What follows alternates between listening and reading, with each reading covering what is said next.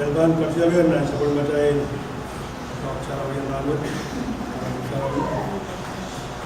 Polarevan Tolan na Katawut ini berteman Kabasa Pulmatay sa Pulmatay Sarawian Ramut dan Sadar Pulporos dia atau Toror yun Pulrevan Katsiagan dia dari Solo dan Samba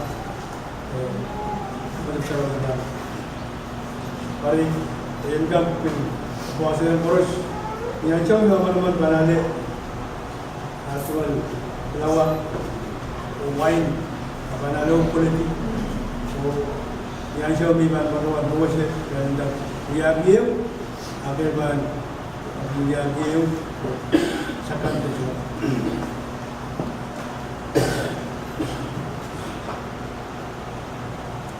dan perluan keteguhan time Surat Sanan Buksarawi, Sanan Bukan Perut Kayu, Kalau Isabiyo, Jadi Terlesak Silu, Poin Surat Resak Pun.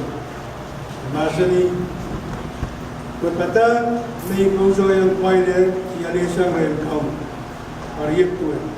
Kaum Jesus, Nipong Dari Patin Bangkangla, Poin Loko-Loko Pola.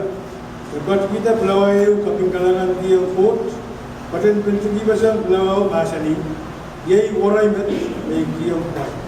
Semua yang met, orang ni kataman tu. Pintu itu ni kalau sebelah konato, dekat kita talan wine dia, umasa ni. Talan wine met, I sabal man ko pinokap, nungyawi kita incar. Ansau boros bermain kin lim, main ban kin teman-teman kini. Betwe ki, na ansau boros bermain ban simulat lawan.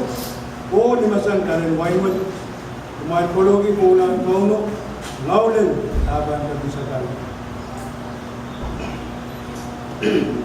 Hebat orang masuk. Aman-aman kesawiatan ini, kita kaum Jesus, nalaya boleh, aku kalangan sa buku, begitu. Dalam.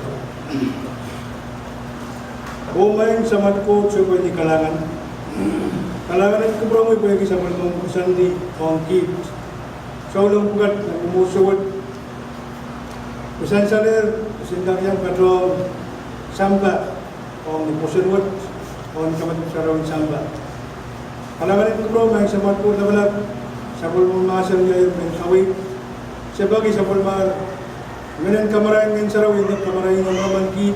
Usin ka kasawiyata pengkit morat pa niya kali amat itu kemudian kuburo main sapat ko na balat sepaduan po na madar songkos manaman iyan sa buwan ini sebagai manaman iyan ito pa rin kasarawin at kamot wawi o hanggang niya may katrabaho manaman iyan sungka katrabaho ng kami wali man kalapa o intra masaya sa po kasarawin lang kung kapay-tabay baros Imaran kaum Jesus Christ.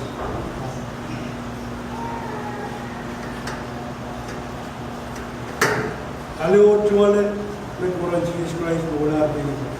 Jadi we are met kata-kata Nabi.